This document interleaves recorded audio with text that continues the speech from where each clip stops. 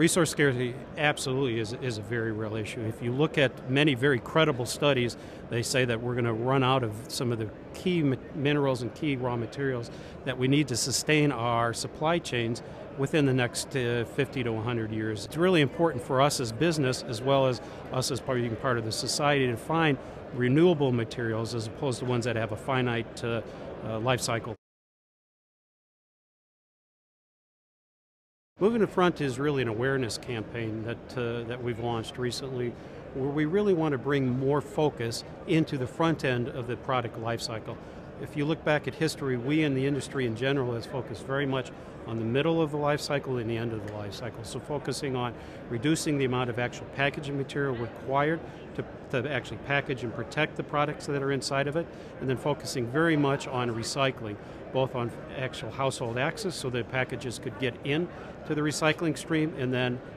fostering to make sure that the products were actually recycled and reused. If you look at the supply chains of today, many of the raw materials we utilize have a very finite life cycle, and actually we're consuming more than are actually being regenerated within our supply chain. So if we're using fossil fuel-based materials, or we're using other non-renewable materials,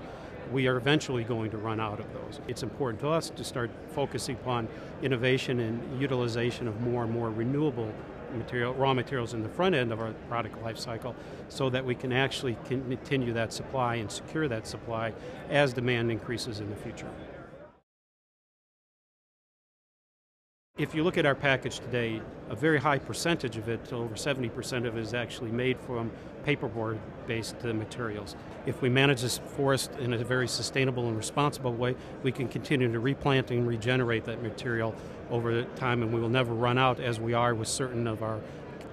planet's natural resources. Another perfect example is plastics that are made from bio-based materials as opposed to fossil-based materials, and that's something we're putting a lot of effort into developing more and more of those applications and those products as we move forward.